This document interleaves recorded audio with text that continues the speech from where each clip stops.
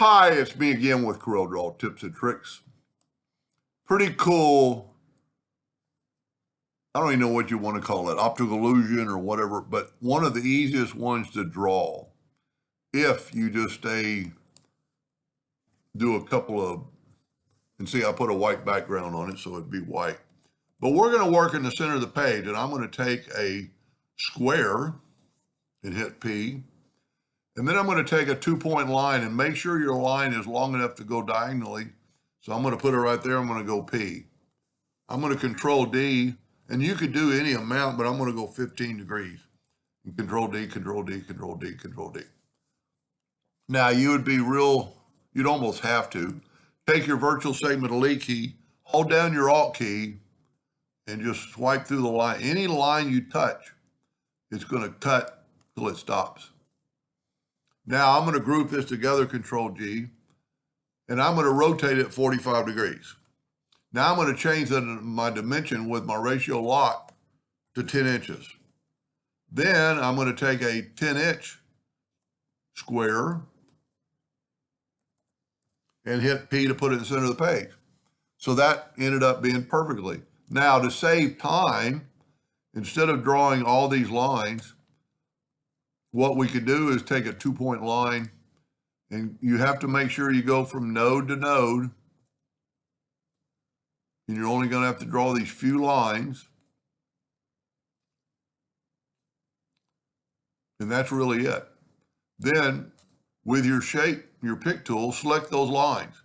It only selected those lines I just drew because everything else is grouped. I'm going to go ahead and group them, and then I'm going to Control G, Control D, alternate C to have it rotate from the center. And now I'm going to rotate that 90 degrees.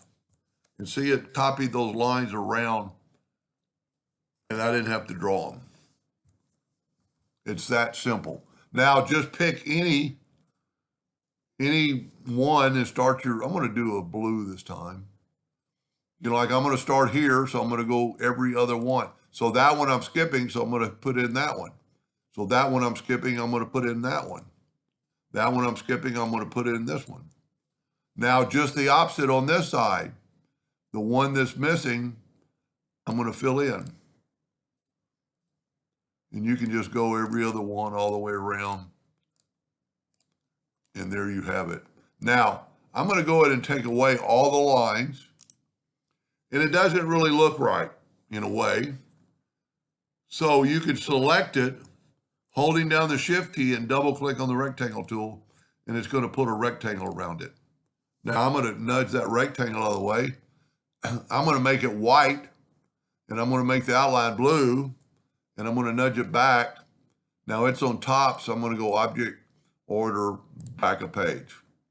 And now we have a white background with a blue, and I could have filled in all those white spaces with white. But this way, the blue's on top of the white, and you don't have to do it.